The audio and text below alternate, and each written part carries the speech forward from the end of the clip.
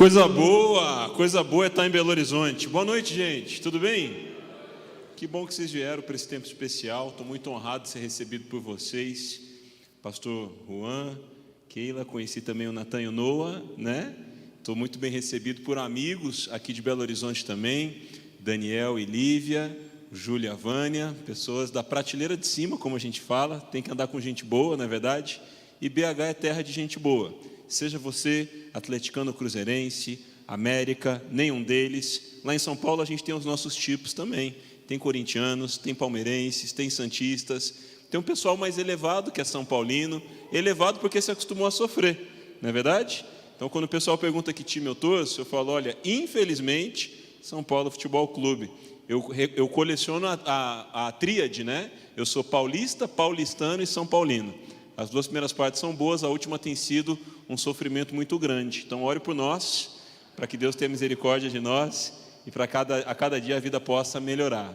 Trago um abraço para o pastor Calito, pastora Leila, estão lá nos Estados Unidos, também de toda a igreja da cidade, especialmente lá em São Paulo, onde eu cuido da igreja na Lapa, né? E lá também atuamos junto ao mercado de trabalho com essa super apresentação. Um dia eu quero ser o que essa apresentação aí falou, gente. Por isso queria pedir uma salva de palmas para a equipe que está servindo aqui, que preparou esses vídeos tão legais, né? E eu estou naquele momento, filma eu, porque eu mandei um vídeo recentemente do pastor Juan batizando o pai dele, um vídeo muito emocionante, né? Mandei para a igreja lá no grupo, e aquele vídeo tem milhões de visualizações. Eu suspeito que aquele vídeo foi assistido em países árabes, assim, deve ser tipo, a gente vai descobrir no céu histórias assim, né? Alguém na Coreia do Norte assistiu aquele vídeo e tal. Eu estou sabendo aí que mais gente já foi batizada também, né? Então, que especial, parabéns pelo trabalho de vocês. Aqui a gente vê uma igreja com um prédio histórico, mas do lado de dentro gente fazendo história, na sociedade, com a família, e a partir daqui também, nos negócios e no empreendedorismo. Estou sabendo que esse culto de empreendedores começou em fevereiro, depois sonhado por muito tempo, né? Eu também vinha conversando com o pastor Juan bastante tempo para a gente aterrissar essa data, mas como vocês viram, tem uma filha de 1 ano e 6 meses. Eu costumo dizer que a noite é uma criança e ela se chama Anamel. A noite é uma criança e ela se chama Anamel. Tem crianças que dormem das 10 às 10. A minha vai acordando de 10 em 10 minutos praticamente, tipo um carro a álcool que vai pá, né? Mas Deus é bom, ela está cheia de saúde, de alegria, né? E a gente está muito feliz também. Lá em São Paulo a vida vai bem, tanto na igreja quanto no mercado de inovação, abençoando pessoas. E eu tenho investido nos últimos tempos a passar por lugares diferentes do Brasil, né? Não é porque eu sou de São Paulo capital que eu vou ficar de bairrismo, de autossuficiência.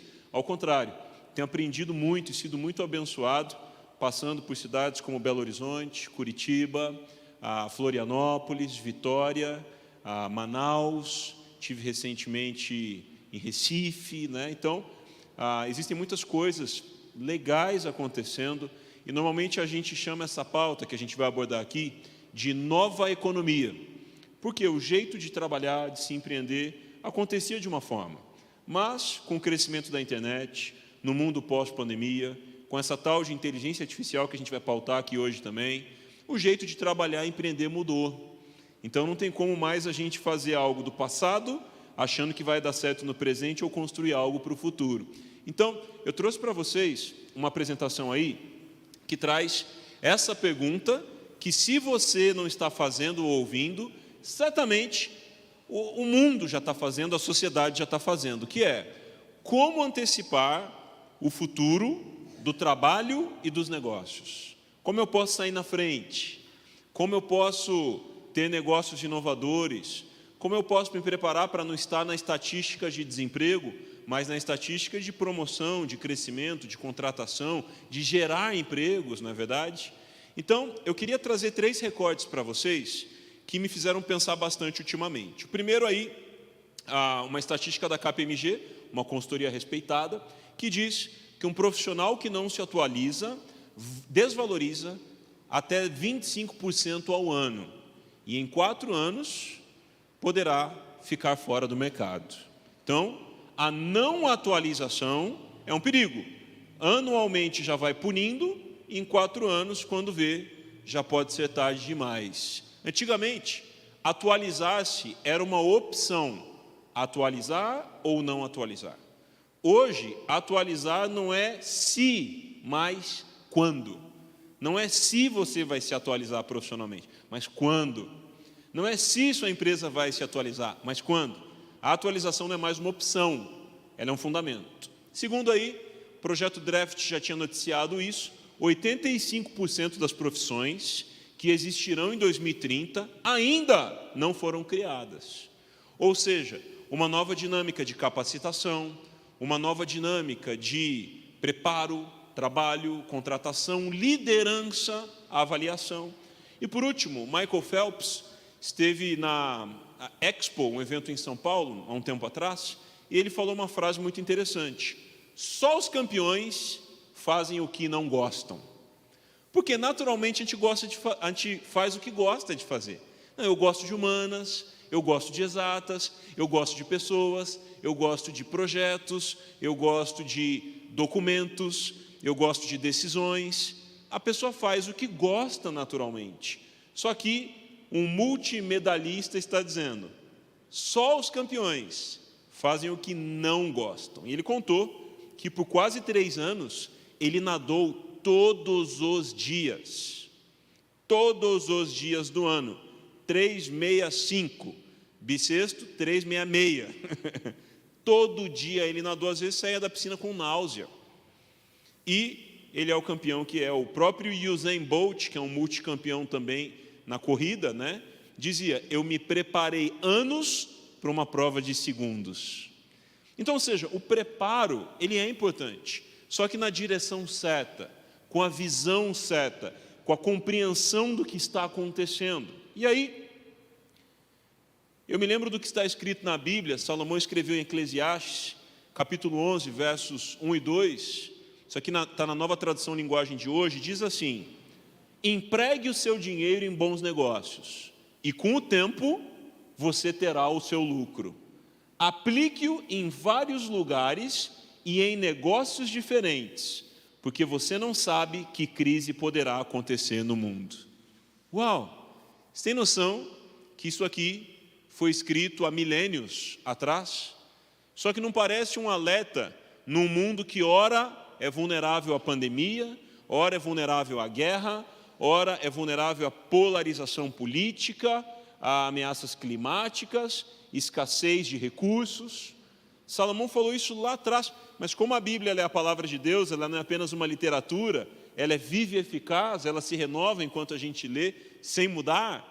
A gente tem alertas aqui bem práticos para os dias de hoje, como por exemplo, empregue o seu dinheiro, faça o dinheiro trabalhar por você, e não só você trabalhar para o dinheiro. Em bons negócios, você precisa diferenciar um bom negócio de um mau negócio, certo? Senão você nunca vai saber o que é bom. Aplique-o em vários lugares. O que é isso? Pulverizar. E em negócios diferentes, diversificar. Você não sabe que crise poderá vir sobre o mundo. Quem são as pessoas que mais cresceram financeiramente na pandemia? Obviamente falando de trabalho honesto. São as pessoas que já vinham fazendo essa lição de casa. E aí com a pandemia elas já estavam mais digitalizadas, mais aptas a trabalhar remotamente, mais aptas a interagir com outros países, né? Ou alicerçadas em serviços essenciais. Então, a gente precisa adotar esse estilo de vida. Seja você alguém que trabalha no regime CLT, seja você alguém que trabalha informalmente, de forma autônoma, seja você um servidor público, ou você é um empreendedor da velha economia ou da nova economia, negócios tradicionais ou negócios digitais e emergentes. O pastor da Mosaic, Los Angeles, Irving McManus, uma vez disse no podcast uma frase que eu nunca mais ouvi ele falar, mas também nunca mais esqueci, e é essa aí: tenha uma teoria sobre o futuro. O que isso quer dizer? O que você acha que vai ser 2023? O que você acha que vai ser essa década? O que você acha que vai acontecer daqui a 10 anos? Não só por achismo, mas se relacionando com Deus, com pessoas, com o mercado. Que percepções vêm à tona para você? Todo profissional daqui para frente vai ter que ter um senso de futuro mais aguçado. E aí, vou passar um vídeo para vocês, deixa eu só ver se eu não pulei nada. Eu vou passar um vídeo para vocês, ele não é novo, mas o que ele apresenta ainda está acontecendo. Por isso eu vou passar ele agora, tá? Vamos dar uma olhada? O futuro on-life chegou. Já são mais de 8 bilhões de dispositivos conectados em todo o mundo. Em poucos anos, ultrapassaremos os 250 bilhões de dispositivos capazes de conectar pessoas, lugares, veículos, objetos e tudo o que se possa imaginar. A tecnologia deixa de ser um recurso e passa a ser parte do dia a dia das pessoas. Enquanto interagem, elas trabalham, viajam, constroem, cultivam, crescem, descobrem e consomem. Aliás, já reparou que a forma como as pessoas consomem também mudou? Cada vez mais ativo, hoje o consumidor busca muito mais do que produtos ou serviços de alta qualidade. Ele busca experiências. Experiências que elevem sua percepção sobre marcas, produtos e serviços. Experiências que se tornam indispensáveis. A mesma tecnologia que molda a vida das pessoas constrói uma nova dinâmica de mercado ditada pela velocidade com que ela avança. E nesse modelo, poucos sobreviverão. A capacidade de desenvolver habilidades de adaptação ditará quais serão as empresas do futuro. Esse é o desafio da transformação digital. Quebrar paradigmas de mercado para oferecer o melhor, reagindo menos e agindo mais. Romper as barreiras de tempo e espaço através da tecnologia. Realinhar propósitos para construir uma cultura empresarial que fomente a inovação, enxergando na tecnologia não uma ameaça, mas as portas para um horizonte de infinitas possibilidades. Transformação digital é tornar isso possível, sem esquecer que no centro de tudo estão apenas e simplesmente pessoas. E que o único limite da revolução é o da criatividade. Lembre-se, transformação digital não é uma meta, é uma jornada e é o caminho que te permitirá ser relevante em um mundo onde on e offline não se separam mais. Bem-vindo à era pós-digital. Bem-vindo ao on-life.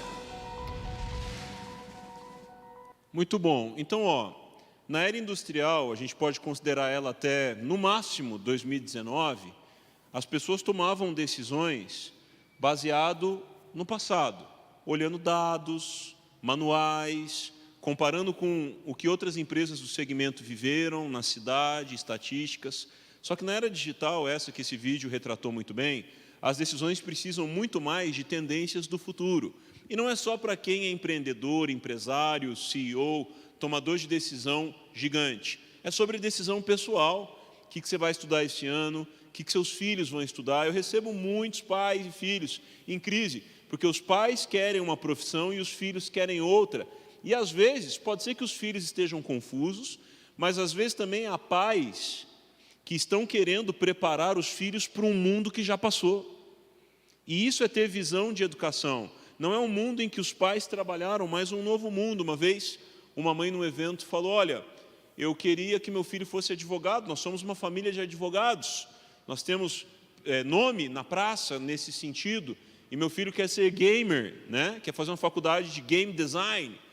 E aí o palestrante perguntou assim, a senhora sabe qual é a grade de game design?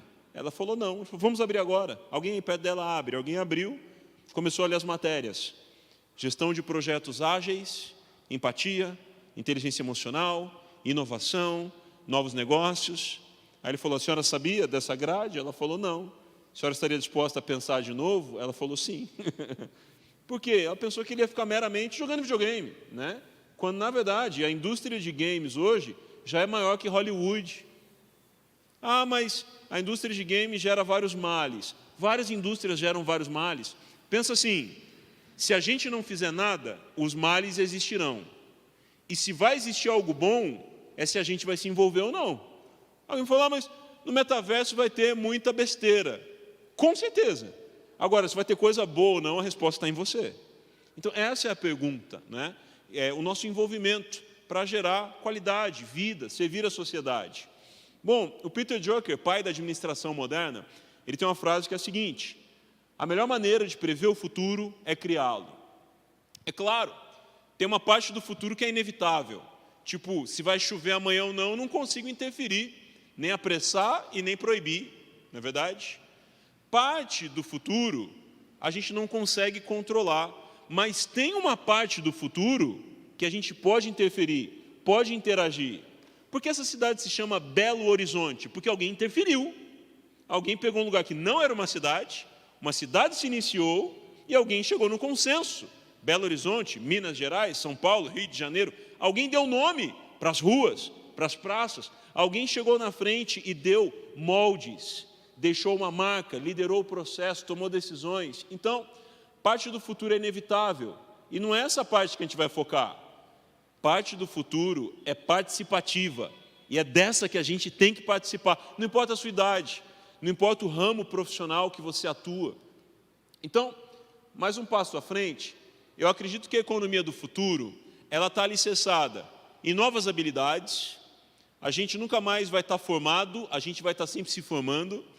Em tecnologias emergentes, que é para onde o nosso papo vai direcionar um pouco mais hoje. Eu vou listar algumas tecnologias que eu acompanho, você deve ter o seu radar também. Tendências e megatendências. Tem coisa que é passageira, tem coisa que impacta o médio prazo, tem coisa que vai transformar radicalmente a sociedade. Como, por exemplo, esse smartphone que você tem aí é uma megatendência. A internet móvel é uma megatendência. Conteúdo em vídeo é uma megatendência. Conteúdo gerado pelo usuário é uma megatendência. Antes a internet não era feita pelos usuários, era feita pelos portais. A gente só via, a gente não criava. E liderança disruptiva. Saber liderar num contexto de enorme incerteza, mas com grande potencial também. Então, eu já fui apresentado, então vou pular essa parte. Aqui, só queria agradecer a Deus primeiramente, mas também todos esses clientes e parceiros com quem eu não só ensino, mas aprendo muito. E aqui está representada a FCJ aqui de Belo Horizonte, que o Júlio aqui representa muito bem também. Então, o meu privilégio é poder me relacionar com mais de 30 empresas diferentes por ano, ensinando, aprendendo, interagindo, consertando, indo junto para eventos, né? Então, isso me dá um olhar 360 graus. Eu não estou só dentro de uma empresa, eu não estou só em um segmento. Eu me sinto um agente transversal, olhando por vários ângulos, né? Então, eu queria recomendar para você 2 podcasts que não é só o episódio que eu estou neles, que é uma grande vitória, mas o conteúdo deles como um todo, né? O Café com ADM, do portal administradores.com, é um ótimo podcast. Você não sabe, podcast é a nova rádio, só isso, né?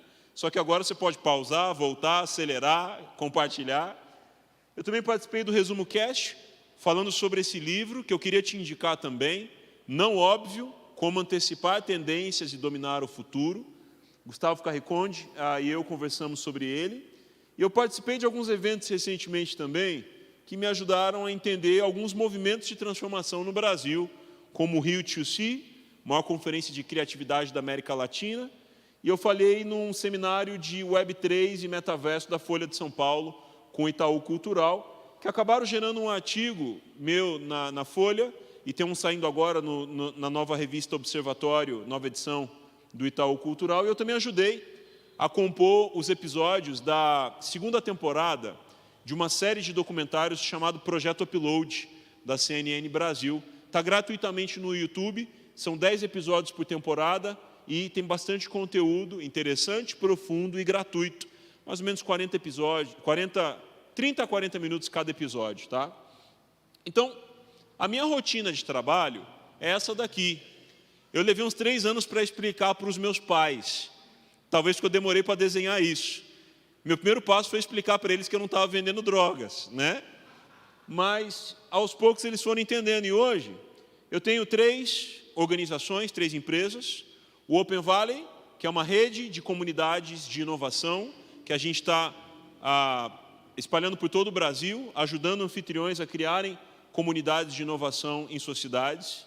Potência School é minha startup de educação. Crucial Creative, eu criei um coletivo de marketing e a gente doou 15 mil reais em cursos para adolescentes e jovens da nossa igreja sobre marketing digital. Todos eles já estão inseridos no mercado hoje e servindo no ministério com isso também, né? Com a Potência School eu criei um curso que ele foi avaliado em 2 mil reais, ele foi para o Hotmart, que é daqui de BH, a 897, mas a gente fez uma promoção por um tempo, num cupom de R$1, e virtualmente a gente já doou 1.400.000 reais, contando os mais de 1.000 alunos que já aproveitaram esse desconto, né? Isso é uma forma da gente poder servir, gerar conteúdo, atenção, conhecimento, né? Então, eu trabalho girando. Ora, eu estou atuando com aprendizagem, ensinando novas habilidades para empresas ou através da Potência School. Ora, estou envolvido com projetos de agilidade, como os Startup Weekends, que acontecem em Belo Horizonte há muitos anos, e no Brasil todo, no mundo todo. As hackathons são experiências de desenvolvimento de soluções em poucos dias, com premiações e tudo mais, e com inovação aberta, né? Ajudando empresas a pensarem suas iniciativas de startups e de inovação, e também os hubs em cidades, como está lá o Compen Valley. Então, eu me formei em administração e publicidade.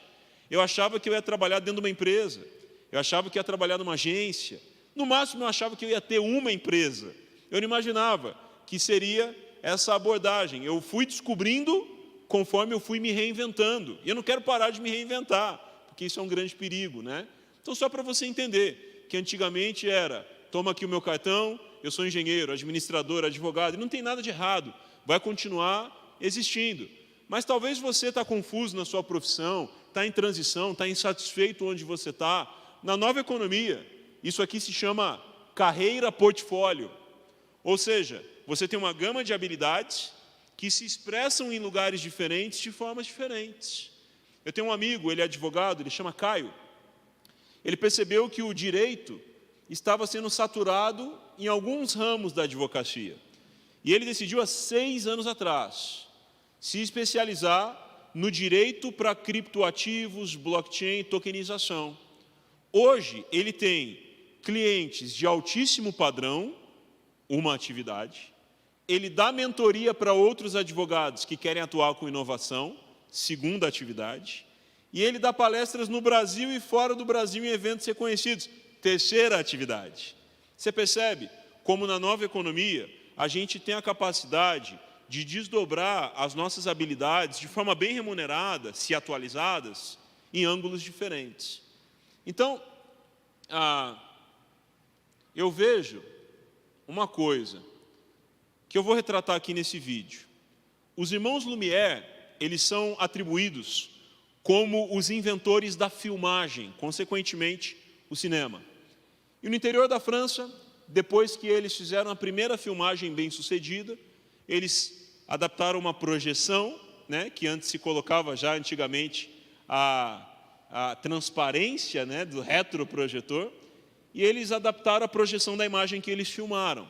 No interior da França, chamaram as pessoas mais influentes da sociedade para exibir o trabalho deles de forma muito empolgada. E aí, eles deram play no vídeo, que é exatamente esse aqui.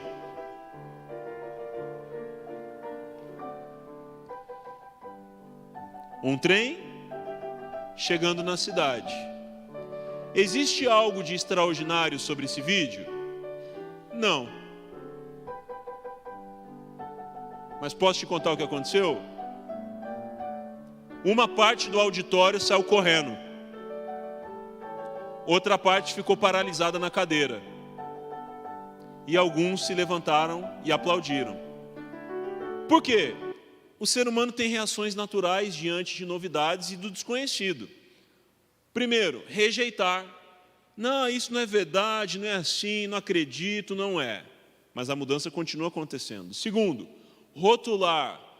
Isso é modinha, isso é fogo de palha, isso é fake news. Só que a mudança continua acontecendo. Terceiro, responder. Mudar enquanto a mudança está acontecendo, que é o mais nobre para quem identifica e faz algo. Terceiro, reagir, que é mudar depois que a mudança já aconteceu, que a onda já quebrou, aí é tarde demais. Quarto, responder, mudar enquanto a mudança está acontecendo. E quinto, revolucionar, liderar as mudanças, pautar transformações, propor novidades. Então, rejeitar, rotular e reagir não pode ser a nossa atitude, porque o reagir é tardio. Quem está reagindo não está agindo como deveria. Enquanto responder é o primeiro passo. Identificar as primeiras mudanças e começar a se movimentar. Conforme você vai respondendo, você cria a habilidade de revolucionar, que é chegar na frente, depois de erros, depois de aprendizados, depois de talvez até perdas, você consegue emplacar algo. Como foi com todas as invenções até aqui. E aí, a gente olha por um outro ângulo. O professor matemático, Klaus Miller, certa vez foi perguntado em sala de aula: professor, quando é necessário mudar? E ele respondeu: antes que seja necessário. Quando é necessário mudar? Antes que seja necessário. Eu me lembro uma vez, eu estava no estádio, inclusive, em 2015 eu estava aqui, Brasil e Chile, nos pênaltis, um sufoco no Mineirão, levamos uma bola no travessão, aquela bola bateu no travessão, ela tremeu o meu cérebro, eu estava atrás do gol do Brasil, Júlio César na época, e eu gosto de ir ao estádio, comi o tropeirão, é isso? Já falaram que não era mais o tropeirão raiz, né? Já era um tropeirão diluído, que pena. Uma vez eu no Pacaembu, que está em reforma lá em São Paulo, a gente estava assistindo... antes, uma outra vez, acho que Morumbi, alguém passou assim, capa de chuva, R$4, capa de chuva, R$4, ninguém comprou, o cara passou de novo, capa de chuva, R$4, nada. O jogo foi para o intervalo, voltou, no segundo tempo começa uma chuva. Falei, cadê o cara? Volta aqui, o cara aparece. Capa de chuva, R$8, capa de chuva, R$8. Falei, meu irmão, que inflação é essa, cara? Quando é o melhor momento para comprar uma capa de chuva? Antes de começar a chover, não é verdade? Eu falei, da próxima eu não vou deixar barato. Lembro em 2019, eu acho, São Paulo foi para a final da Copa São Paulo de Futebol Júnior, uma das únicas coisas que aconteceu de bom ultimamente com o meu time. Falei, vou comprar a capa de chuva na loja mais barata e vou levar para o estádio. Comprei, tipo assim, R$1, 8 capas de chuva. Levei. Aí estou mexendo no meu bolso, pastor Isaías é meu auxiliar lá em São Paulo, né? Ele é executivo da BIC do Brasil, corintiano. Eu fui assistir o Corinthians contra o Vasco, o Corinthians foi eliminado e ele tinha pago o meu ingresso. Ele falou, o dinheiro do meu ingresso. Eu falei, eu devolvo pagando o ingresso da final de São Paulo. Ele foi comigo. E aí, eu mexendo, ele falou, o que é isso, seu bolso, cara? Eu falei, capa de chuva. Por quê? Não, porque se chover eu vou vender. Ele falou, você é louco, cara. Dito e feito. Segundo tempo, cai uma torrencial. Sei lá, eu faturei 800% na capa de chuva. Paguei o sanduíche de pernil de todo mundo no final, que é o tradicional dali, não tem um tropeirão, infelizmente, senão seria revertido em tropeirão, para o bem comum. E naquele dia eu levei essa lição, um dia eu apanhei, no outro dia eu consegui ganhar essa inflação, zerei esse game, né? Quando é necessário mudar? Antes que seja necessário. A pior hora para mudar é no atropelo, é no desespero, é sem fundamento, é sem pesquisa. Por isso, todo profissional e toda empresa precisa estar constantemente testando algo novo, aprendendo algo novo, lidando com algo que tem a ver com o futuro. Não vai fazer sentido nenhum no presente. Como não fez quando Noé construiu a arca, por exemplo. Tenho certeza que um monte de gente aproveitando a vida, né? Casando-se e dando-se em casamento, e Noé lá fazendo a arca, né? Mas um dia choveu, e nunca tinha chovido antes. Então é interessante você ter essa ambidestria. O que é ambidestria? Por exemplo, no futebol, o Neymar chuta com qual perna? No momento nenhuma, porque ele está machucado, mas quando ele está jogando? As duas, não é verdade? Porque ele é ambidestro, certo? Cristiano Ronaldo também. Mas, na profissão a gente precisa ser ambidestro. Você precisa saber fazer o que é necessário agora e está fazendo o que vai ser necessário daqui a pouco. Ninguém vai entender, calma, ninguém vai entender. Não vai justificar, vai dar nem dinheiro no início, mas você já está se preparando para o futuro. Você vai entender mais sobre isso. Inclusive, falando dessa colocação, tem uma frase sobre isso. O Steve Jobs, no lançamento do primeiro iPhone, citou o maior jogador de hóquei no gelo do mundo, da história, Wayne Gretzky. E o Wayne Gretzky dizia: muitos correm para onde o disco está, eu corro para onde ele estará. Que no hóquei é um disco, né? Uma vez falando num evento, alguém falou: olha, o Rivelino dizia a mesma coisa enquanto ele jogava. Muitos correm para onde a bola está, eu corro para onde ela estará. Isso aqui se adapta perfeitamente à atuação profissional, ministerial, social. Você não pode correr apenas para onde a bola está, você tem que correr para onde ela estará. Porque se você correr para onde a bola está, quando você chegar, ela não vai estar mais lá. Você precisa se posicionar abrindo o jogo, certo? Então, essa frase me fez pensar muito sobre como eu lido com o meu investimento pessoal em novas habilidades, atualização e como eu me desenvolvo profissionalmente. O autor Jared Diamond, ele escreveu um livro chamado Armas, Germes e Aço. Um livro bem extenso, ganhou o prêmio Pulitzer. E nesse livro ele diz que 3 coisas mudam profundamente a sociedade. Quais são essas 3 coisas? Aço tem a ver com as revoluções do trabalho. Armas tem a ver com as guerras que acontecem no mundo. E germes tem a ver com as pandemias que acontecem, os problemas de saúde na humanidade, né? Quando a gente fala de aço, as revoluções do trabalho, o planeta Terra não tem mais do que 10 mil anos, no máximo 10 mil anos. E a primeira grande revolução que aconteceu foi na pré-história, em que o ser humano vivia de caça e pesca e passou a viver também de cultivar o solo, a agricultura. Isso mudou a questão de trabalho. Por exemplo, quem caçava para sobreviver, para si e para vender para os outros, a pessoa começou a cultivar o solo, começou a domesticar animais, ter rebanhos, né? A gente vê as profissões de Abraão e assim por diante. E o vetor de trabalho na Revolução Agrícola era a agricultura braçal, o famoso agro que a gente chama, né? Pois bem, milênios depois, na Inglaterra, aconteceu a primeira Revolução Industrial. E o vetor de trabalho, o mundo 1.0, era o vapor. O vapor tirou o trabalho de muito tecelão, muito costureiro. Por quê? Calçado e roupa começou a ser fabricado e não só feito de forma artesanal. Mas olha, o trabalho artesanal durou milênios. O mundo 2.0, a segunda revolução industrial, a primeira no século XVIII, segunda século XIX, a eletricidade. Se não fosse eletricidade, esse encontro aqui seria totalmente diferente. Velas, megafone, a gente ia dar um jeito, não é verdade? A eletricidade gerou fábricas, urbanização de cidades, iluminação e assim por diante. E mudou também estudo, trabalho, comunicação, enfim. No século XX, veio a terceira revolução industrial, da eletrônica. Normalmente, computadores em fábricas, permitindo a fabricação de carros. Acho que é em Betim, aqui onde está o polo da fabricação de carros, né? Tem Anápolis, em Goiás, tem lá perto de Recife também, tem lá em São Paulo também. Essa turma explodiu no século XX, fabricando carros. Sabe por que itens que a gente compra tem código de barra? Por que um item tem um código de barra? Porque o ser humano chegou ao ponto de conseguir fabricar itens idênticos. Isso aqui não acontecia. A partir do momento que o ser humano começou a fabricar coisas idênticas, tinha que identificar para diferenciar. Aí nasceu o código de barra. E isso é típico da terceira revolução, do mundo 3.0. Esse mundo 3.0 é o mundo dos meus pais, dos meus avós principalmente. Minha avó dizia assim: Felipe, se você tiver inglês fluente, você sempre vai ter trabalho. Por quê? No mundo 3.0 era assim.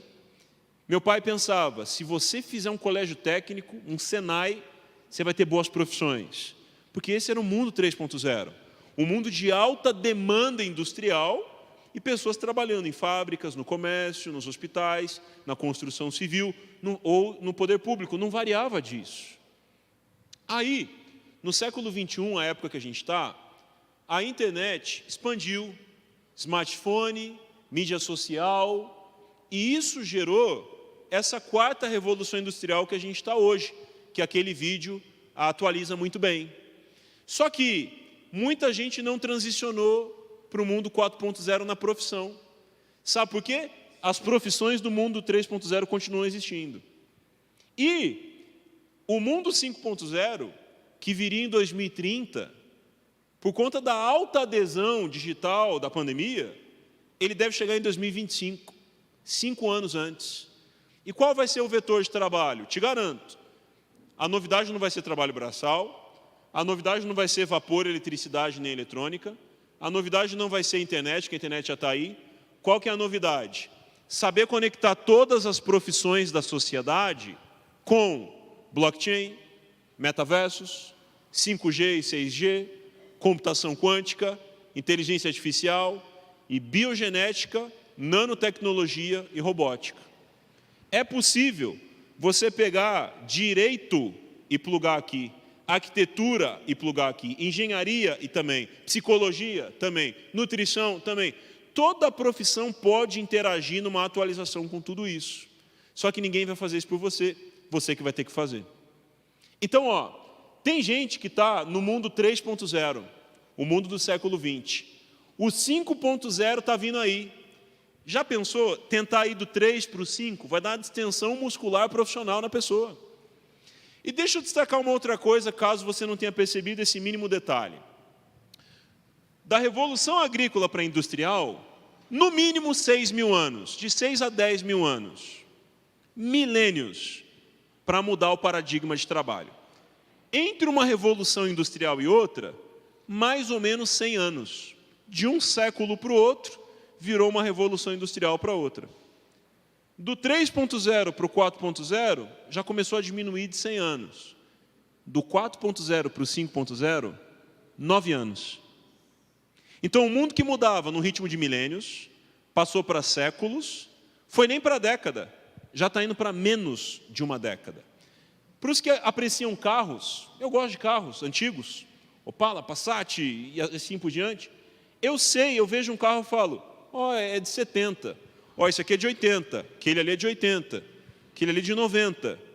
O design do carro evoluía a cada 10 anos.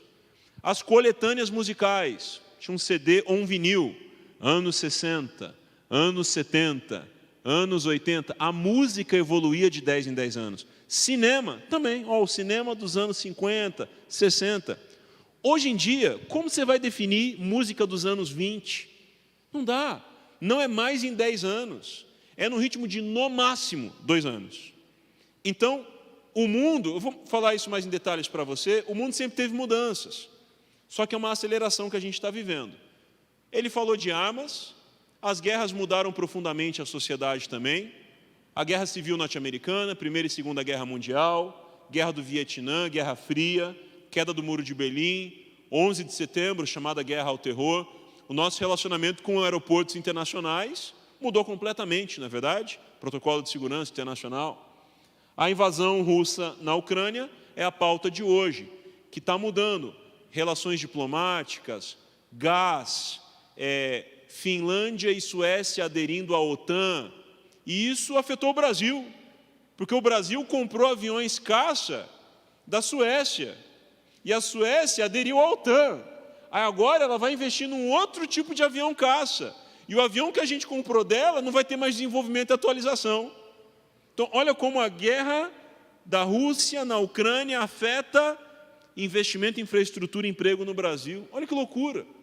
O mundo é interligado realmente. Na verdade, hoje o mundo é um barril de pólvora. E terceiro, o lance da germes, que o Jared Diamond chamou, a saúde. A peste bubônica, que dizimou a Europa, não tinha esgoto na Europa. Ratos vindo do Oriente no navio, contaminou o povo, morreu gente de forma incontável. Qualquer número de mortes na peste bubônica é uma mera aproximação. A gripe espanhola chegou na América Latina. Na década de 20, o Alexander Fleming descobriu a penicilina, que gera um antibiótico, que gera um bezetacil. Se acha que você está ruim, toma um bezetacil que você vai ver algo ainda pior, não é verdade? Só que ajuda a melhorar, né? A expectativa média de vida era de 40 anos antes dele criar a penicilina. Com o passar do tempo, subiu para 80. Por quê? As pessoas morriam de bactéria facilmente. Alguém que pegava uma bactéria forte, normalmente morria. Hoje, é o contrário, é raríssimo. HIV mudou a forma que a gente lida com questão de sangue, esterilização, saúde e tudo mais. E Covid-19, hoje tem alguns ambientes que até hoje tem que usar máscara para entrar. Então, o Jared Diamond está certo, armas, aço, germes, só que tem um conceito que você precisa entender, coisas que já aconteceram e coisas que já vão acontecer. Exponencialidade. Lembra dos mapas? O mapa que a gente andava, de repente, no carro, na página amarela, ou ia numa secretaria de turismo da cidade, um quiosque, pegava, porque você não conhecia uma cidade, você tinha que ter mapa, né? Pois bem, os mapas foram digitalizados, viraram um CD-ROM. Eu lembro de comprar 3 jornais de domingo, ganhar um CD-ROM de um Atlas, né? Só que assim, você via no computador, ok, legal, nada demais. Essa foi a digitalização. O próximo passo, esse conceito de 6Ds de exponencialidade, é a decepção. Começaram a criar site que você colocava ponto A, ponto B, ele imprimia para você as suas direções. Só que se você errasse no caminho, você tinha que voltar para onde você se perdeu. Se molhasse, o cachorro comeu, já era um GPS em papel. O que é isso? Uma decepção. Normalmente, uma solução tecnológica que chega, no começo decepciona mesmo. E ela está abaixo daquela linha padrão, que é o que já existe. Terceiro D é a disrupção. Onde foi essa decolagem? O equipamento de GPS. Uau! Ferveu de fabricar isso. Colocava no carro, ligava no acendedor, agora ele calcula, recalculando rota. Essa frase recalculando rota entrou no nosso vocabulário aí. Até mesmo se alguém esquecesse o GPS no painel do carro, iam lá, estouravam o vidro e roubavam. Era uns R$500 um GPS, se não mais. Pois bem, em 2007, o Steve Jobs lançou o primeiro iPhone e falou, dentro do iPhone vai ter um aplicativo de GPS. O que é isso? É o quarto D, a desmaterialização. O que era material físico virou um software, um aplicativo. O que é o próximo? Desmonetização. O pessoal que fabricava GPS, e o GPS era em média $100, começou a cobrar pelo aplicativo de GPS, $10.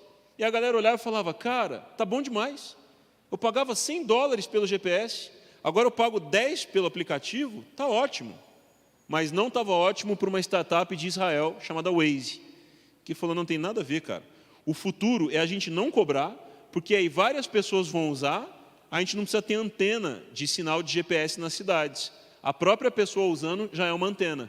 Se tiver um acidente, a pessoa avisa. Se tiver um alagamento também. Esses dias eu estava dirigindo e estava lá, aviso de forte neblina. E daqui a pouco passou 2 quilômetros, veio uma forte neblina. Eu fiquei pensando, quem pegou o celular para avisar isso, né? O cara dirigindo na neblina, pegou o celular, deixa eu achar a opção. Alagamento? Não. Relâmpago? Não. Feira? Não. Neblina. Forte. Alguém quase morreu para me avisar. Essa é a colaboração do Waze, não é verdade? Então, o Waze apostou que não precisava cobrar. Mais gente usando, mais valorizaria. E muitos negócios nascem assim hoje. Ou eles nascem gratuitos para valorizar, ou nascem mais baratos e depois vão ficando mais caro. Por exemplo, Netflix começou muito mais barato. Uber começou muito mais barato. Smart Fit começou muito mais barato. E depois vai aumentando. Então, é o senso de crescer a base de usuários. Isso aperfeiçoa um negócio e valoriza. Um negócio tem sua valorização baseado no número de clientes recorrentes. Isso é real, é de hoje, nem futuro. E por último, a democratização. O Waze, o Google, né, tem um braço chamado Google Ventures, é uma inovação corporativa, que tem gente só olhando os melhores projetos. Foram lá e compraram o Waze. E o Waze aperfeiçoou o Google Maps aperfeiçoou o Waze. E o Google olhou e falou assim, pois bem, a gente concorda em não cobrar pelo Waze, mas a gente vai pôr anúncio do Google quando o pessoal parar no semáforo. E é verdade. Você para no semáforo, aparece uma propaganda, você anda, ela some. No começo eu ficava tirando ela toda hora. Depois eu percebi que se andar, saía, né? Então, esses 6Ds, a gente podia ficar a noite toda aqui, replicando, do vinil ao Spotify, do VHS ao Netflix, da câmera digital TechPix à câmera embutida no celular. Várias coisas já passaram por isso. Se você entendeu o que eu falei aqui, esse é o primeiro passo. Qual é o segundo passo? Sua profissão ou sua empresa obterem a mesma lógica disso aqui. O que a gente vai fazer daqui para frente que pode exponencializar? A gente vive num país que tem 200 milhões de habitantes. E a gente acaba se acomodando a fazer as coisas para a nossa cidade, para o Brasil, para quem fala português no mundo. Deixa eu dizer uma coisa. De todo mundo que usa a internet no planeta, 1,6% é de língua portuguesa. 53% é de língua inglesa. É só você parar para pensar.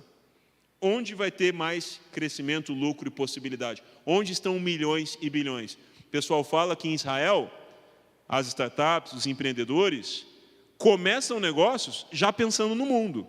Porque se eles pensarem no mercado de Israel, é 10 milhões de pessoas. É pouco. Eles já começam olhando para o mundo. O Waze nunca quis ser um GPS para Israel. Eles queriam ser um GPS para o mundo. E hoje a gente usa o bendito aqui, não é verdade? Então isso é importante. Olha só, falando em democratização, olha quanto tempo levou para esses produtos e serviços chegarem a 1 milhão de usuários. Você já tem 1 milhão de clientes no seu negócio? Netflix levou 3 anos e meio, Airbnb 2 anos e meio, Twitter 2 anos, Facebook 10 meses, Dropbox 7 meses, Spotify 5 meses, Instagram 2 meses e meio, ChatGPT 5 dias. É claro que tem coisa gratuita e coisa paga aí no meio, mas a lógica continua se aplicando.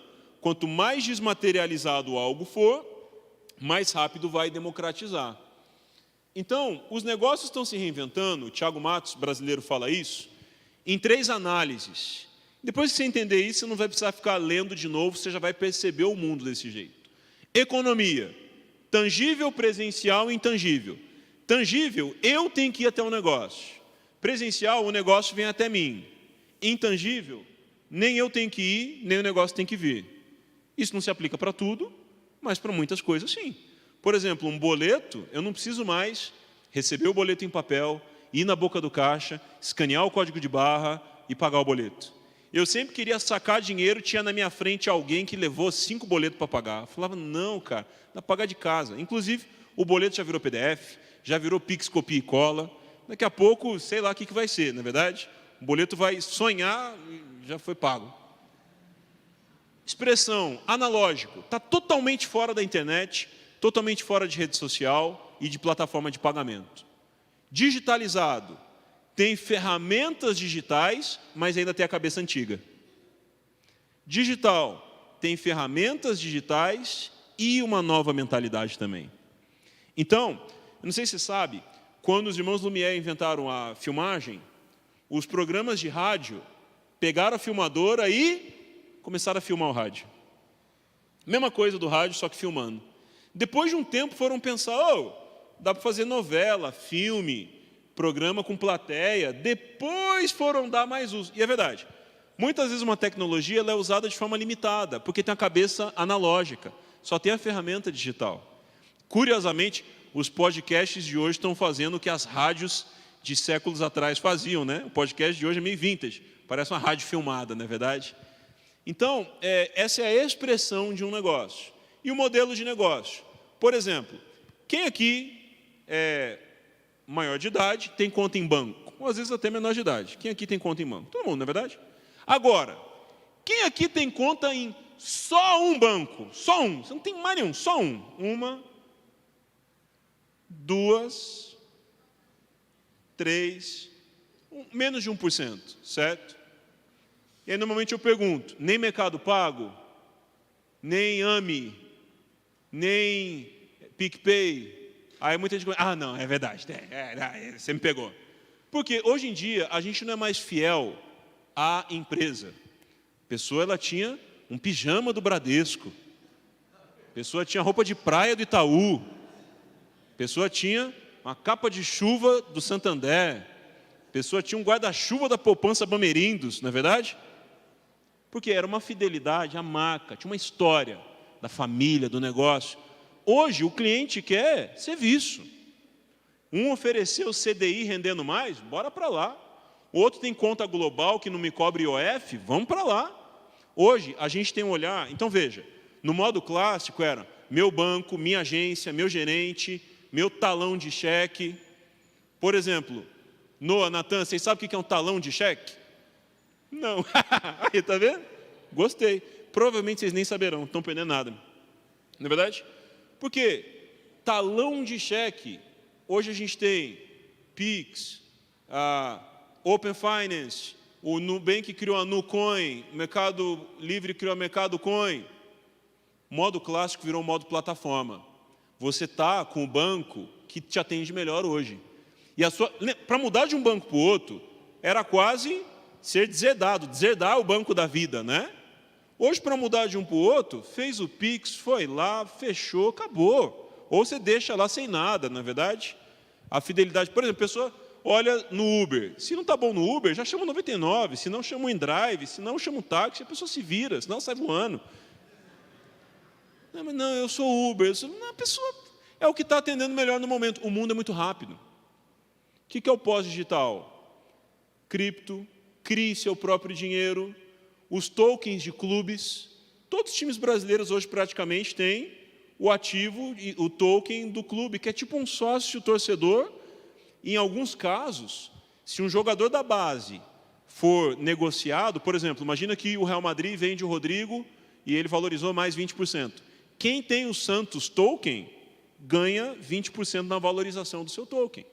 Porque é uma nova lógica, um novo jeito de pensar. Então, o Heráclito de Éfeso dizia isso aqui na Grécia Antiga. A única constante é a mudança. Ou seja, se na Grécia Antiga, esse senhor estátua aí falava que a única constante é a mudança. Desde a Grécia Antiga tem mudança. A gente não está numa era de mudança. A gente está numa era, isso aqui, ó. O mundo sempre teve mudanças, mas nunca tão rápidas e exponenciais como agora. Aí sim, nosso desafio hoje é velocidade. É o grau que as coisas podem ganhar. É o nível que as coisas podem chegar. Esse é o nosso desafio, essa é a nossa pauta. É a isso que a gente tem que corresponder. Então, 3 termos nos ajudam a entender o mundo que a gente está vivendo. Vou começar pelo do meio, que era um termo da Guerra Fria, que o pessoal adaptou para o mundo que a gente vive. Quando o exército americano estava num cenário de perigo, o Pentágono avisava, você está num campo volátil, incerto, complexo e ambíguo. Redobre o cuidado. Passaram a usar esse termo para o mundo. O mundo virou um lugar volátil, incerto, complexo e ambíguo. O professor Derek Cabreira, da Cornell University, fala que o ser humano tem um jeito de pensar naturalmente mais preguiçoso, que é linear, antropocêntrico, mecânico e ordenado. E o mundo tem virado cada vez mais frágil, ansioso, não linear e incompreensível. Imagina uma pessoa com a cabeça cartesiana no mundo que é complexo, no mundo que é dinâmico. Não vai ter como, vai sofrer muito. Então, o Alvin Toffler, a gente estava falando disso mais cedo, né? Em 1970, falou o seguinte: os analfabetos do século XXI, ou seja, hoje, não serão aqueles que não sabem ler e escrever, mas aqueles que não sabem aprender, desaprender e reaprender. Na época do Toffler, o maior problema era ser analfabeto. Mas ele falou, um dia vai ter pouco analfabeto, mas vai surgir um novo analfabeto, que é quem não sabe aprender coisas novas, desaprender coisas que passaram e atualizar algo que mudou o jeito de fazer. Esse é um novo analfabeto. O perigo de ser analfabeto nos anos 80, 90 é o mesmo perigo de não saber aprender, desaprender e reaprender hoje em dia. Não, é só do meu jeito, não é só do jeito que eu gosto, não é só do jeito que eu estou acostumado. Infelizmente, não é assim que vai funcionar. Quais são as novas habilidades que a gente precisa no mundo de hoje? O Fórum Econômico Mundial lança uma lista de novas habilidades para os próximos 5 anos que vão gerar diferenciação. São elas: inovação em pensamento analítico, aprendizagem ativa e estratégias de aprendizagem, solução de problemas complexos, pensamento crítico e analítico, criatividade, originalidade e iniciativa, liderança e influência social, uso, monitoramento e controle da tecnologia, design e programação da tecnologia, resiliência, tolerância ao estresse e flexibilidade, raciocínio, solução de problemas e ideação, que é a geração de ideias. Pois bem, isso gera 4 categorias: solucionar problemas, autogerenciamento, trabalho em equipe, uso e desenvolvimento da tecnologia. O que eu quero explicar com mais calma? Antigamente, a pessoa tinha diferenciação profissional por ter ou não ter faculdade. Hoje, você acha que mais gente tem acesso à faculdade que no passado ou menos? Claro que mais. Ou a pessoa tinha habilidades do mercado de trabalho.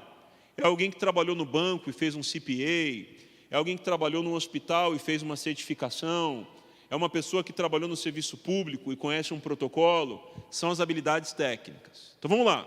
O mundo vinha das habilidades acadêmicas e técnicas. Só que hoje essas duas não geram desempate. Cada vez mais será mais fácil encontrar alguém com a sua idade, com a sua formação e com uma experiência parecida com a sua. Tem alguém muito parecido com você no mercado e vai concorrer a uma vaga parecida com a que você está tentando.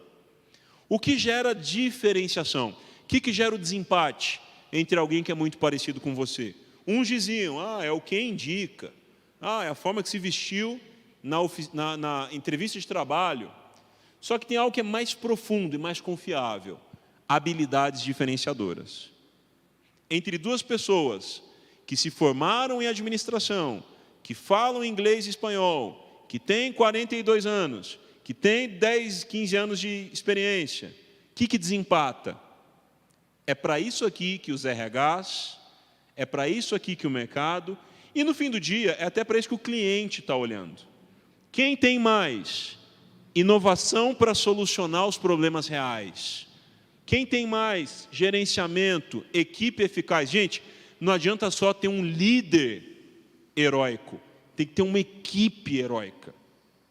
E uso e desenvolvimento da tecnologia, que nos entrega para uma das pautas dessa noite, que é a inteligência artificial. Essas habilidades em laranja são as que a gente se dava o luxo de dizer, não é minha área, eu sou de humanas, eu sou da área de saúde, não, eu sou de outras ciências, não, eu não sou de exatas, não, eu não sou de tecnologia. Gente, a tecnologia tem a ver com todo mundo. Por exemplo, imagina alguém que chega no primeiro dia de trabalho e fala assim, olha, eu não lido com telefone, não sei telefonar. Olha, eu não lido com computador, eu não sei acessar um computador. Hoje em dia, a tecnologia vai virando esse novo pacote Office. Lembra? Quem tinha pacote Office, não, olha aqui seu currículo, põe que você tem pacote Office, Word, Excel, PowerPoint, vamos lá. Era o máximo. Eu lembro, eu fiz curso de digitação, não sei para quê. Não é verdade? O teclado está até sumindo já. Porque tinha curso de datilografia. Todo mundo escrevia, empilhava algo ao lado do datilógrafo ou datilógrafa, e essa pessoa ia digitar o que era pedido, o que foi escrito. E ela ia colocar aquilo num papel. Quando veio o computador, o pessoal pensou, se tinha a profissão datilógrafo, vai ter o digitador. E até existiu, mas não durou nem 2 anos. Porque digitar é uma habilidade acessível, é um commodity. Ninguém fala, põe no currículo, sei digitar. Parabéns, estou vendo, você fez o currículo, não é verdade? Então, hoje, a gente está diante de um novo pacote Office. Para você que é empreendedor, o novo pacote Office é Canva, CapCut, Filmora, ChatGPT, criação de site mais rápido, saber o mínimo de anúncios. Este é um novo pacote Office. Então, 3 coisas, estava até falando com o pessoal isso mais cedo, diferenciar cada uma dessas coisas me abençoou demais, porque eu misturava as 3. Criatividade, invenção e inovação. O que é criatividade? Ter ideias, pensar coisas novas. O que é invenção? Tirar a ideia do papel, fazer protótipos, testar, ver se a ideia para de pé, se ela dá certo. Eu costumo dizer que testar é o novo praticar. Testar é o novo planejar. Guarda isso. Testar é o novo planejar. Isso é invenção. O 14 bis do Santos Dumont, não é verdade? O carro do Gurgel, hoje o Gurgel seria o Elon Musk, não é verdade? Ele foi o Musk na hora errada. O que é inovação? Obter resultados positivos com a invenção. O que faz um negócio inovador? O feedback do cliente. Não é bater no peito e falar, nós somos inovadores. Por exemplo, uma pessoa canta bem, se ela fala que canta bem ou se os outros falam que ela canta bem? Porque a própria pessoa falar que canta bem, pode ser cantar bem no chuveiro, por exemplo. É cantar, não é verdade? Agora, quando os outros falam, opa, sua voz é afinada, se atinge notas, é um feedback. A inovação é a mesma coisa. Uma empresa é inovadora porque os clientes dizem isso, porque o mercado diz isso, não porque ela só declara, não é só estar escrito na parede, é estar impresso na cultura. Então, criatividade está aqui, inovação vem do resultado, e da criatividade para a inovação, talvez você tenha essa dificuldade. Você tem boas ideias, mas você não está conseguindo chegar na inovação. Sabe o que você precisa? Fazer mais protótipos. Você está numa das cidades mais pulsantes para startups. Amanhã eu vou estar lá, São Pedro Valley, a Orbi Conecta. São Pedro Valley foi a primeira comunidade de inovação de startups do Brasil, 2011. E de repente você está morando aqui e nem sabia, São Pedro o quê? Vai chover, São Pedro, é isso? Não é isso. Essa cidade tem uma vocação de inovação. Pessoas de outra cidade, como eu, amanhã eu vou dedicar minha manhã para visitar o que está acontecendo de bom e para aprender. Então, minha teoria, você pode discordar, eu acho que todo mundo aqui é criativo, em porções diferentes, para áreas diferentes, em momentos diferentes. Mas Deus colocou criatividade dentro de todo mundo. Todo mundo aqui tem o potencial de chegar na inovação, que é o reconhecimento através de faturamento, a notinha de 5 estrelas e assim por diante. Está te faltando invenção, prototipagem, novas habilidades, ambiente de teste. Enquanto você está com a sua profissão, você começar um negócio digital, você se envolver com uma startup, você fazer uma imersão, uma mentoria, um curso, ler bons livros, ouvir bons podcasts, senão não chega mesmo, é um passo muito largo. O Silvio Meira, do Porto Digital de Recife, coloca assim: a inovação é a criatividade emitindo notas fiscais. Uma outra versão dessa frase, dita por uma aluna: a inovação é a criatividade gerando resultados. Então, inovação e criatividade não são a mesma coisa, mas uma leva a outra. E isso vai ser... Hoje, a gente está na era da economia da criatividade, basicamente. Eu fui para Ruanda, na África, em 2017 e 2018. E eu percebi inovação e criatividade resolvendo problemas como orfanatos superlotados, filas de hospitais que foram zeradas e alimento para pacientes que os hospitais não tinham orçamento para alimentá-los. Os 3 problemas resolvidos com inovação e com criatividade. Com envolvimento da igreja, empresas, ONGs, poder público. Para transformar um país, não dá para ser só com um setor da sociedade. Tem que ser uma convergência entre todos os setores, remando para o mesmo lado. Lembra que eu falei de tecnologias emergentes? Essas são as tecnologias que estão no meu radar. Eu acho que elas vão mudar radicalmente o trabalho, a educação. Está aí, blockchain, nas estruturas de dados, nas transações, na segurança. Inteligência artificial, que é o tema do ano, 2023. Computação quântica, que vai gerar uma capacidade de computação fantástica, mas um perigo de hackeamento muito maior do que a gente vê hoje. O 5G, que já está completo mesmo só em Brasília e está em processo em outras cidades, como essa. O 6G já está em desenvolvimento. Lembra? Correr para onde a bola está, para onde ela estará. Vídeo em 4K é a realidade de hoje, a gente está vendo diante do nosso olho, mas o vídeo em 8K está vindo aí. Isso muda placa de vídeo de computador, capacidade de celular, capacidade de câmera, gera uma mudança. Realidade mista, que gera o metaverso. Vestes áticas, vestes que a pessoa pode sentir mesmo à distância. Para jogos, mas tem sido usado na telemedicina ativa, para cirurgias à distância. NFTs e DAOs. NFTs são ativos únicos e colecionáveis que podem dar acesso a alguma coisa especial. DAOs são organizações autônomas, descentralizadas, feitas na blockchain.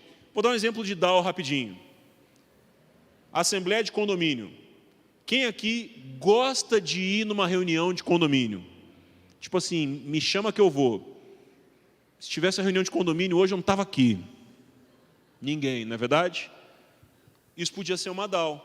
Cada condomínio tem um NFT, entra num portal, ali está o estatuto, as pautas, o que vai ser votado, a janela horária para ele acessar e votar, e se precisar de uma via de transmissão embutida, alguma coisa é feita ali. E outras coisas podem ser automatizadas. Então, assim, realmente não sei porque que a gente ainda está fazendo reunião de condomínio. Desculpa se você é síndico, presta esse serviço. Inclusive, imagina uma pessoa que tem uma empresa que faz gestão de condomínios. Ela pode inovar com isso, e se ela não se inovar, eu lembro daquele ditado que diz: camarão que dorme na onda, acorda na empada. Então, ou seja, ela vai virar estatística. E as energias renováveis, né? Muitos países estão dizendo, até 2050 não vai ter mais carro a combustão aqui, a energia solar, tal, várias coisas rolando nesse sentido, isso é muito importante também, claro que demora mais, né? Então, quando a gente olha para o ChatGPT nesse ano, tem muita gente fazendo essa pergunta aqui.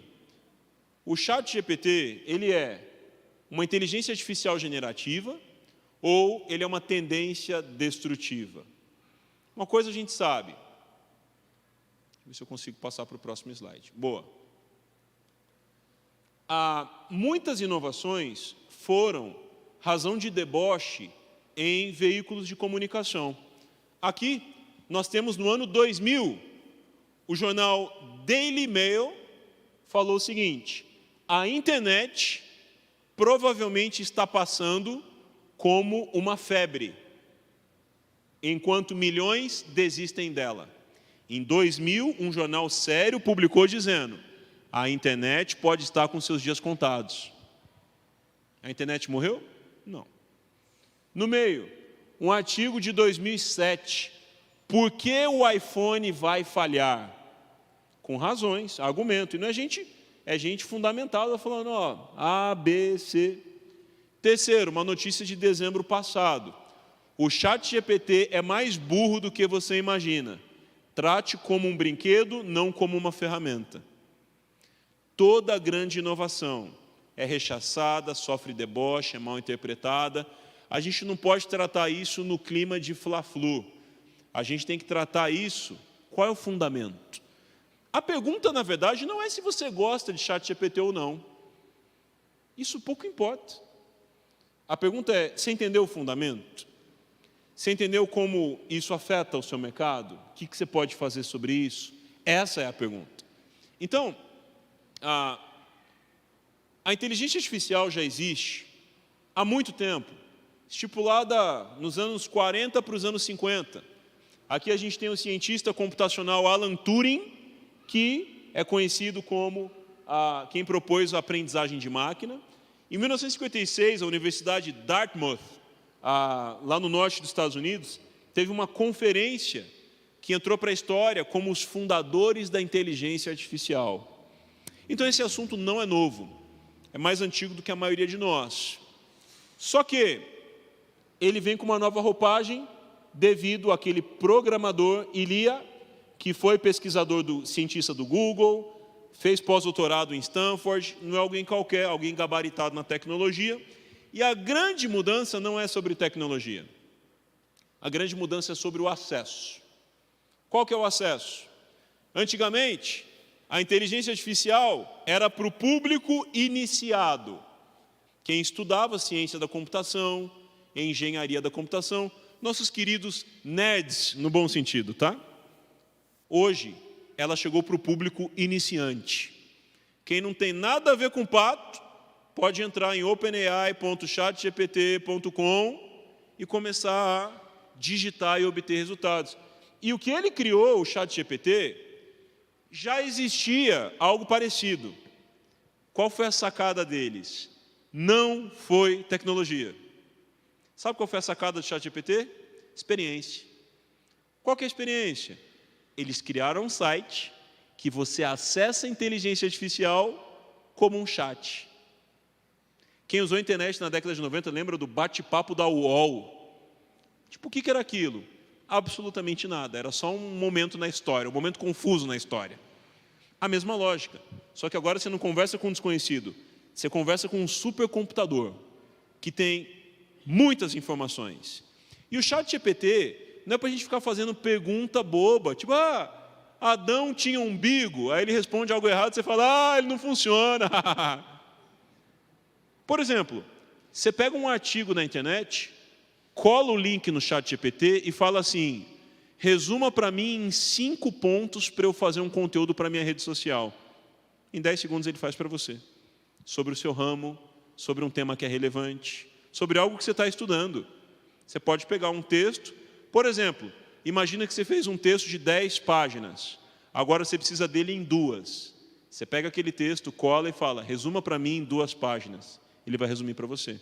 Então é muito mais sobre a gente trabalhar com composição de informação e, principalmente, a gente criticar no final. Não, eu vou mudar algo que ele fez. Não. Eu lembro, eu fiz uma aula sobre inteligência artificial e eu fui na inteligência artificial e falei, cria para mim um roteiro para uma aula de 2 horas de inteligência artificial. Ele criou para mim um roteiro. Capítulo 1 achei legal, o 2 também, o 3 achei nada a ver, no final baixei de 10 para 7. Então ele fez o bruto. Eu lapidei e terminei. O fator humano continua sendo importante. Você ter critério, filtro e dar a sua cara, no fim das contas.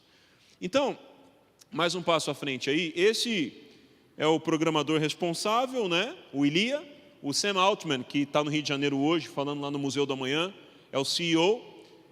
E ele acredita, essa é uma sacada, nas redes neurais.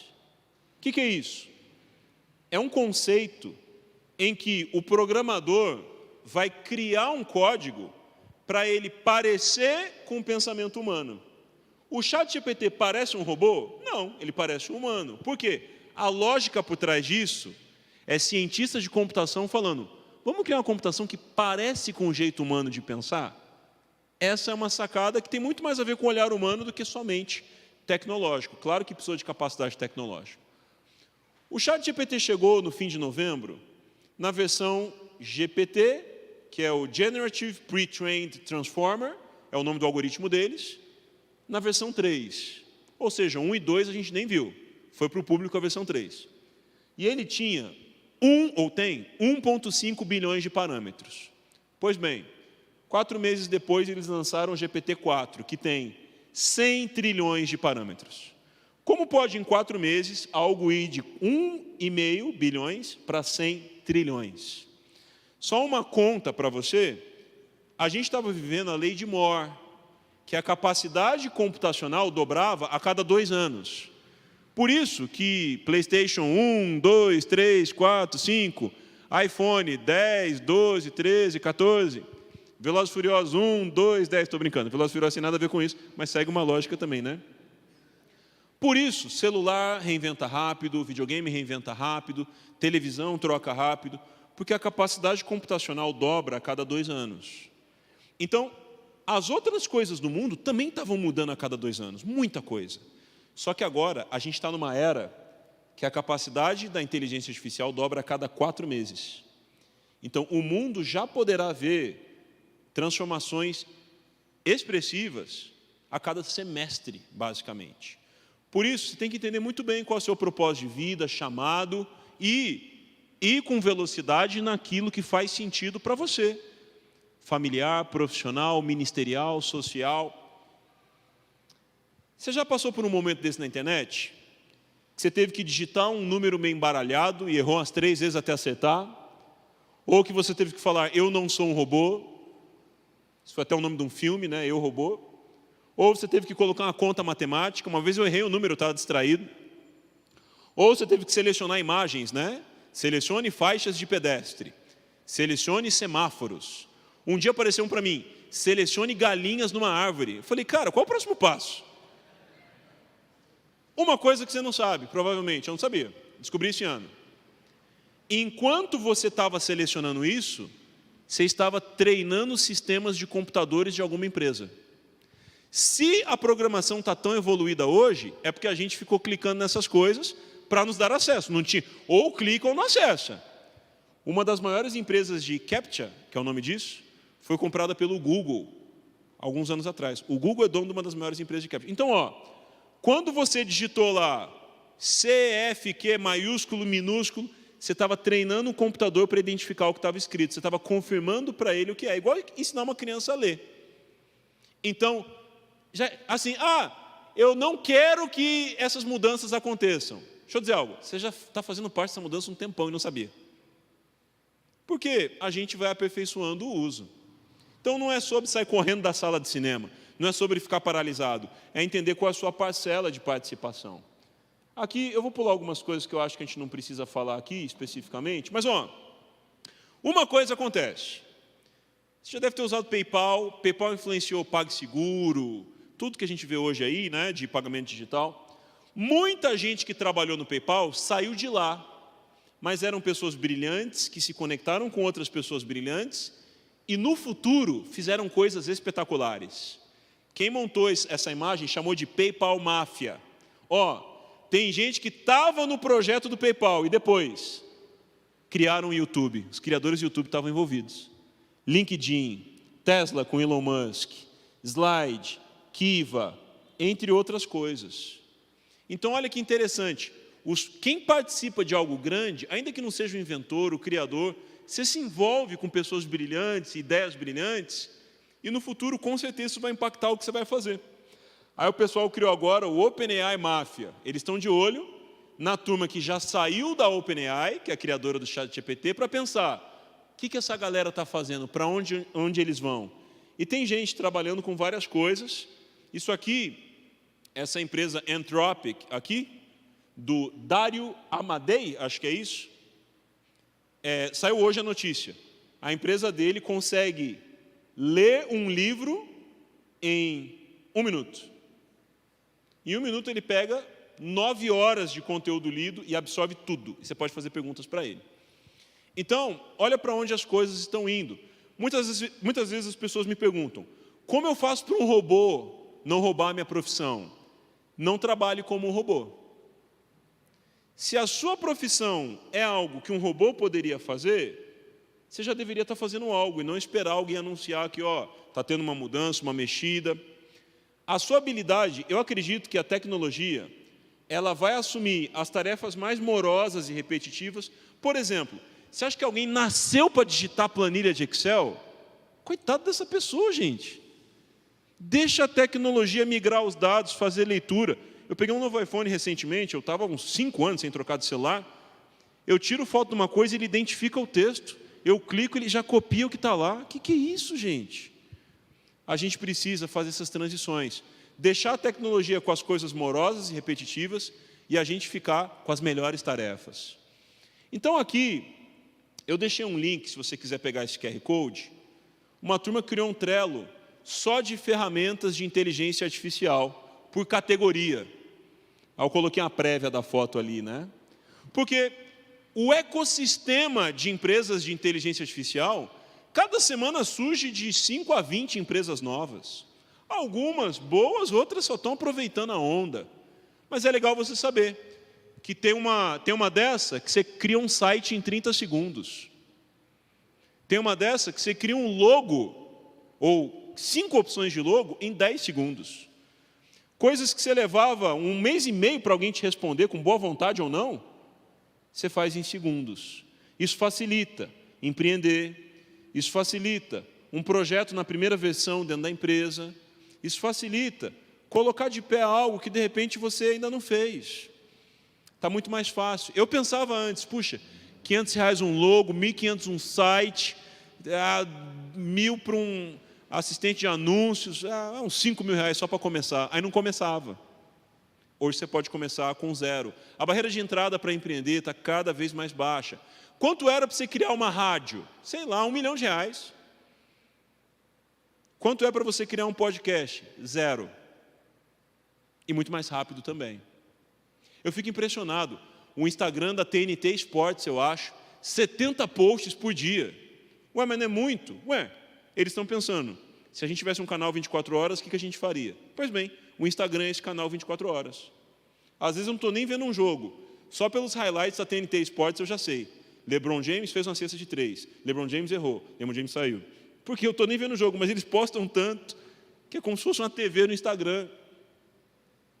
O Walter Longo deu uma palestra sobre inteligência artificial, que eu não pretendo substituí-la. Eu quero que você pegue o link e assista. 39 minutos, uma das mentes mais brilhantes do Brasil. Quais são os impactos diretos da inteligência artificial? Eu resumi um pouquinho dessa palestra, só para te dar uma sinopse, tá? Impactos diretos da inteligência artificial. Aumentar a produtividade. Eu tenho dificuldade com produtividade. Isso aqui para mim é uma boa notícia. Reduzir erros e falhas. Reduzir custo. Estou gostando, hein? Individualizar relações. Facilitar a aprendizagem. Uma pesquisa de Oxford, em 10 anos, 47% dos empregos será trocado. De acordo com o Fórum Econômico Mundial, até 2025, a inteligência artificial eliminará 85 milhões de empregos e gerará 92. Depois sai um novo número com menos, mas enfim. Toda a revolução tira vários empregos e traz vários empregos. Foi assim com a agricultura, com a impressora, com o vapor, com a eletricidade, com a eletrônica, e vai ser assim de novo. Nenhuma revolução só tira empregos, ou só traz. Acontece as duas coisas. E da força de trabalho, 6% será dispensada e 40% será retreinada.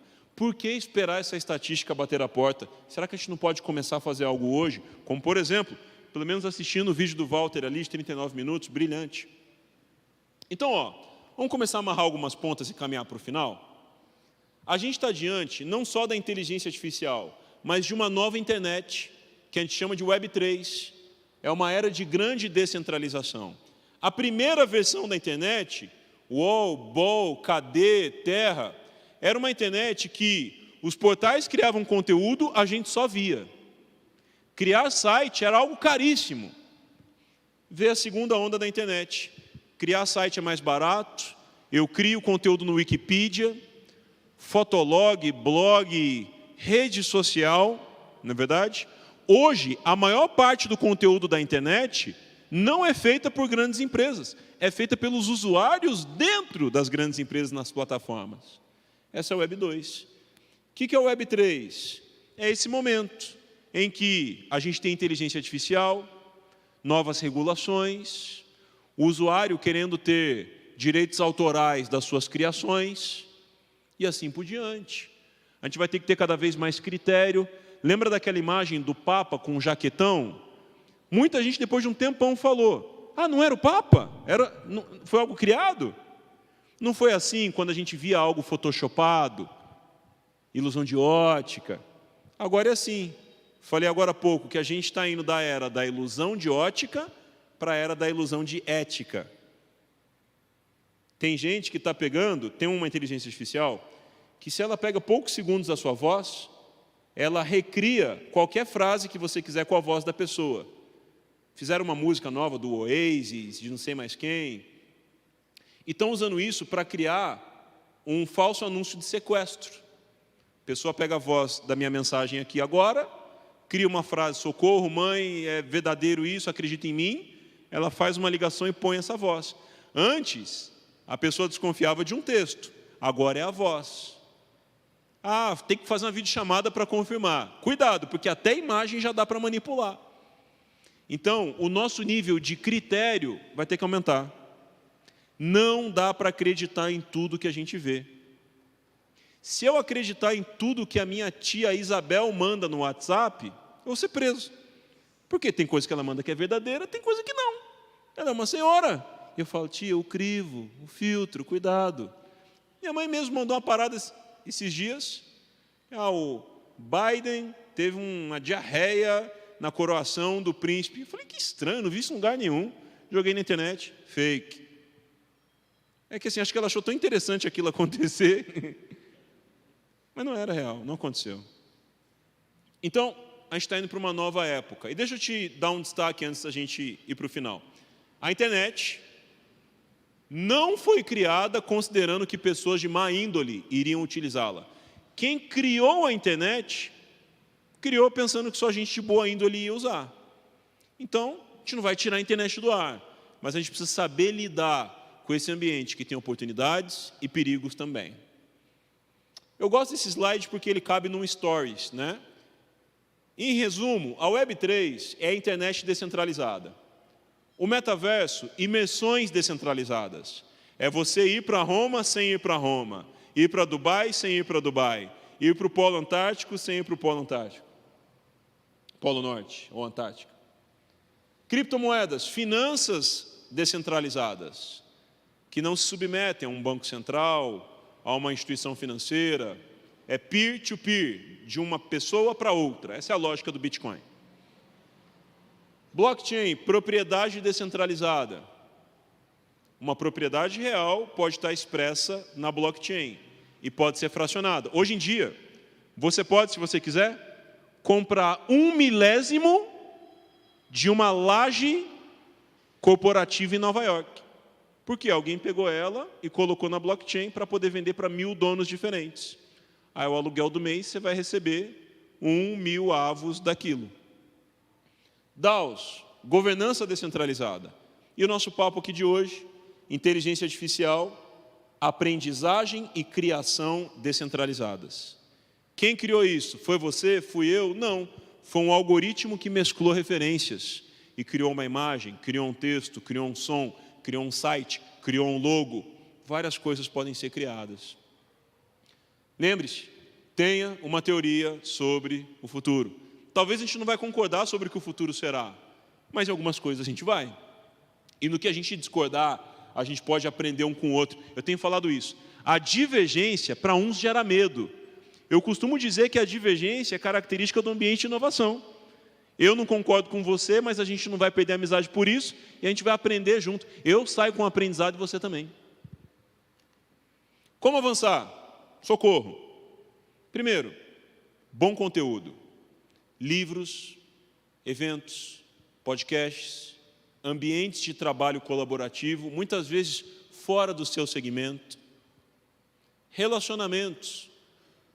Caminhar com quem está antenado com a nova economia, com quem está querendo gerar transformações, com quem quer gerar boas mudanças.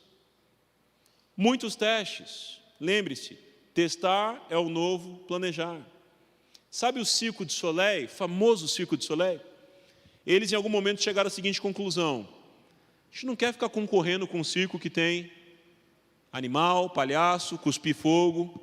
Sabe o que eles fizeram? Foram estudar os teatros da Broadway, em Nova York. E estudando os teatros da Broadway, em Nova York, eles falaram: a gente precisa trazer elementos disso para o nosso circo. Hoje, o Cirque du Soleil tem nem concorrente. Por quê? Eles não foram se comparar com a concorrência. Eles foram aprender com outro ramo e falaram: imagina isso no nosso ramo, que revolução não seria? Então, nós estamos na era da informação, na era digital, na era exponencial, na era da agilidade, na era das maiores incertezas, só que com elas as maiores oportunidades também. Você deve ter visto nas notícias, uma inconsistência contábil das americanas deixou um rombo de 20 bilhões. Nem o chocolate que os outros roubavam nas americanas deu tanto prejuízo assim. Ou a conta dos chocolates roubados chegou, né? Marisa, problema semelhante. Silicon Valley Bank, o maior banco de startups nos Estados Unidos, quebrou. Demissões em marcha.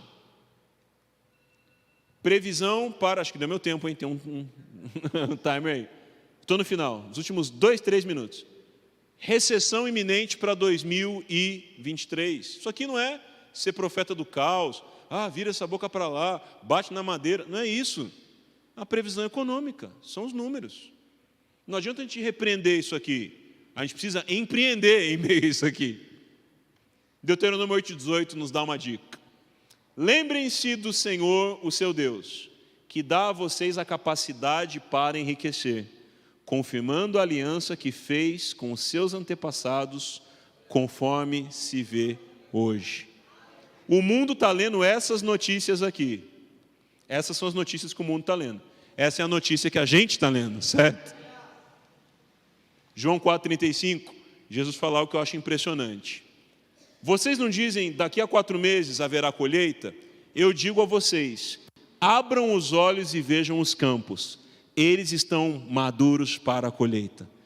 Coisas que a gente achava que a gente ia levar 2 anos para fazer, pode acontecer em menos de um ano. Só que a gente tem que começar. A gente tem que fluir com a mudança e mudar para melhor.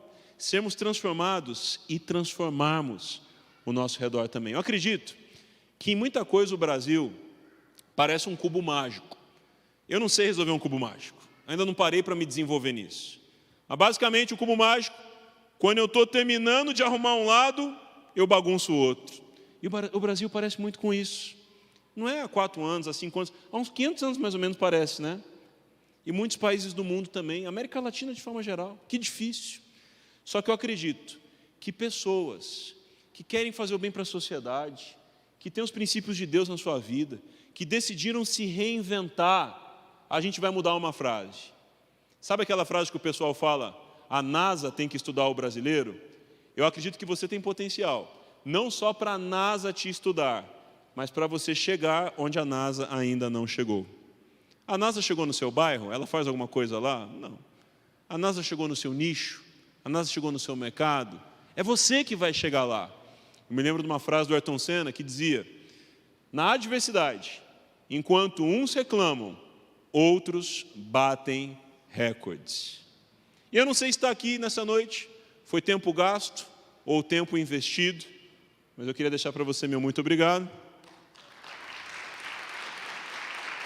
E eu queria estender, não sei se você acompanha alguma comunidade no WhatsApp, aquele grupo de avisos, ninguém vê o contato de ninguém, não é um monte de gente brigando, você só vê o que o moderador coloca.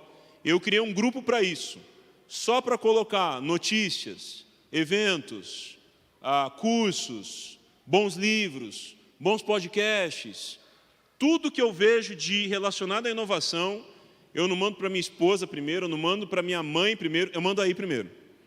Tudo que eu vejo de pertinente ao que a gente falou aqui, eu rebato para esse grupo. E se você quiser participar, quiser sair depois, não gostei, vou sair, não tem problema nenhum.